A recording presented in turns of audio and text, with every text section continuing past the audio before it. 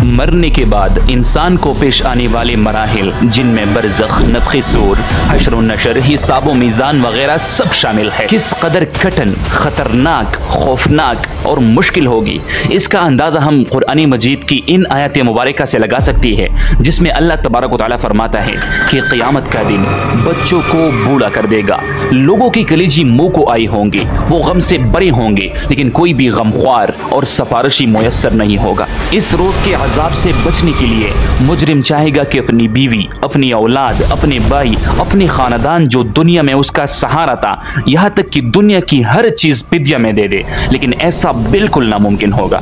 ये वो दिन होगा जिस दिन जालिम अपने हाथ काट कर कहेगा, ए काश मैंने रसूलुल्लाह सल्लल्लाहु अलैहि वसल्लम का रास्ता अपनाया होता, हाय मेरी बदबख्ती, मैंने फला यानी गुमराह आदमी को अपना दोस्त बना लिया था। और इसी तरह अहादीस में भी आता है कि इंसान की पैदाइश से लेकर मौत तक इंसान पर जितनी भी तकलीफ आती है, मौत की तकलीफ उन सबसे ज्यादा है, और मौत के बाद आने वाले मराहिल मौत से कहीं ज्यादा सख्त है।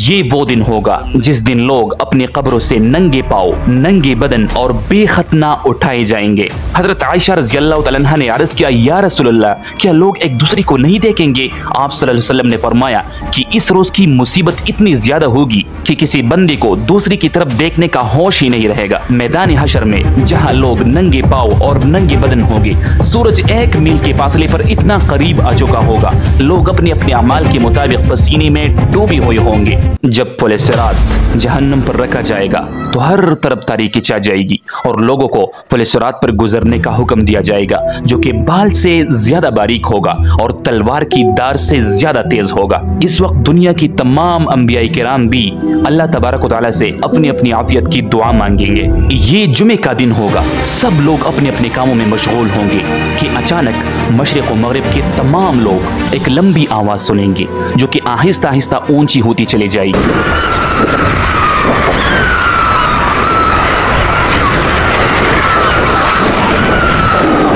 इस अजीब और खतरनाक आवाज की होलनाकी और सख्ती इतनी ज्यादा होगी कि लोगों में बेचैनी फैलना शुरू हो जाएगी। ये इसराफील अलैहिस्सलाम की सूर की आवाज होगी, और ये आवाज जब बिजली की कड़क की तरह शिद्दत इख्तियार कर जाएगी तो सब लोग मरना शुरू हो जाएंगे। जो आदमी जहां पर भी होगा वही ढेर होकर पड़ेगा। जैसे जैसे ही सूर इसराफील अलैहिस्सलाम बुलंद होती जाएगी, वैसे वैसे ही कायनात का ये सारा निजाम दरहम बरहम हो जाएगा। ये पूरी जमीन सख्त आंधियों और ज़लज़लों की जिद में आ जाएगी। ये पहाड़ गर्दो गुबार की तरह उड़ने लगेगी और समंदरों में आग भड़क उठेगी। आसमान बिल्कुल फट जाएगा, सूरज, चांद और सितारे बेनूर हो जाएंगे। हर जानदार और बेजान चीज पनाह हो जाएगी, यहाँ तक कि मलकुल मौत भी अपनी रूह अल्लाह के हवाले करेगा। एक अल्लाह वहदहू ला शरीक की जात बाकी रह जाएगी, और अल्लाह तबारक व तआला का ये इरशाद मुबारक पूरा हो जाएगा कि कुल्लु मन अलैहा फान व यबका वजहु रब्बिका दुल जलाली वल इकराम। जब हर चीज पनाह हो जाएगी तो अल्लाह तबारक व तआला इरशाद फरमाएगा कि दुनिया में जब्बार बनने वाले लोग कहाँ हैं, दुनिया में मुतकब्बिर बनने वाले लोग कहाँ हैं, आज की रोज की बादशाही किसकी है। एक तवील सन्नाटे के बाद अल्लाह तबारक व तआला खुद ही इस सवाल का जवाब फरमाएगा कि आज की रोज की बादशाही अल्लाह क़हार की है। इसके बाद अल्लाह जल्ल शानहू जमीन और आसमान और फरिश्तों को दोबारा पैदा फरमाएगा। इसी नई जमीन में इमारतों, दरख्तों, पहाड़ों और समंदरों का नामो निशान तक नहीं होगा।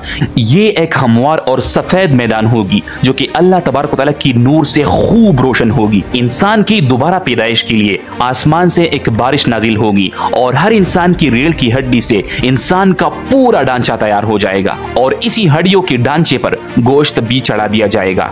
इसके बाद इसराफील अलैहिस्सलाम को दूसरी मर्तबा सूर फूंकने का हुक्म दिया जाएगा, और तमाम इंसान नंगे पांव, नंगे बदन और बेखतना उठ खड़े होंगे, और अल्लाह तबारक व तआला का ये इरशाद भी पूरा हो जाएगा कि तुम लोग परदन परदन हमारे पास हाजिर हो जाएंगी, जिस तरह हमने तुम्हें पहले पैदा किया था। सबसे पहले सरदारे दो जहान हजरत मोहम्मद सल्लल्लाहु अलैहि वसल्लम अपनी कब्र मुबारक से उठ खड़े होंगे। इसके बाद हजरत ईसा अलैहिस्सलाम और दूसरी शुहदा, सुलहा और अहले ईमान उठेंगे।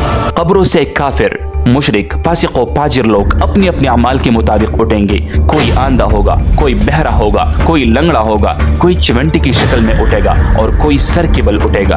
काफिर लोग इस गैर मुतवक्को जिंदगी की मनाजिर देखते हुए शदीद खौफ और दहशत में मुब्तला होंगे। कोई गमख्वार और मददगार नहीं होगा और ना ही किसी को दूसरी की तरफ देखने का ध्यान होगा। अहले ईमान भी अपने अपने अमाल के मुताबिक कब्रों से उठेंगे। शहीद अपनी ताज़ा बहती हुई खून के साथ कब्र से उठेगा।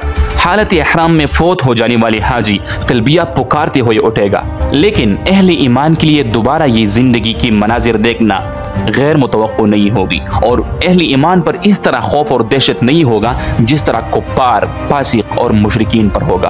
कब्रों से उठती ही हर इंसान पर 2 फरिश्ते मुकर्रर कर दिए जाएंगे जो इसे मैदान हशर में पहुंचा देंगे। मुल्क शाम का इलाका मैदान हशर होगा और तमाम लोगों को अपनी अपनी कब्रों से उठकर वहां पहुंचना होगा। कुफ्फार में से जो लोग अपनी कब्रों से आंधी उठेंगे वो गिरते पड़ते और ठोकरे खाते मैदान हशर में पहुंच जाएंगे और जो लोग चिवंटियों की जिस्म में उठेंगे वो लोगों के पैरों तले रोनते हुए और कुचलते हुए वहां पर पहुंच जाएंगे और जो लोग सर के बल उठेंगे तो वो इंतहाई जिल्लत और रसवाई के साथ ये सफर तय करेगी। बाज काफिरों को आग हांग कर मैदान हशर में ले जाएगी। काफिर जहां तक हार कर रुक जाएगा आग भी वहीं पर रुक जाएगी और जब काफिर चलेगा तो आग भी उसके साथ साथ ही चलेगी। अहले ईमान भी अपने अपने अमाल के मुताबिक मैदान हशर में पहुंच जाएंगी। कोई ऊंट पर होगा, कोई पैदल होगा, बाज ऊंट पर 2 लोग होंगे, बाज पर 3 लोग होंगे, हत्ता कि एक ऊंट पर 10 तक के आदमी सवार होकर मैदान हशर में पहुंच जाएंगे। दुनिया की सारी मखलूक चुपचाप एक सिमत रवाना होगी। किसी को ऊंची सांस लेने की मजाल नहीं होगी और हर इंसान को महसूस होगा कि आज इम्तिहानी जिंदगी का नतीजा निकलने वाला है।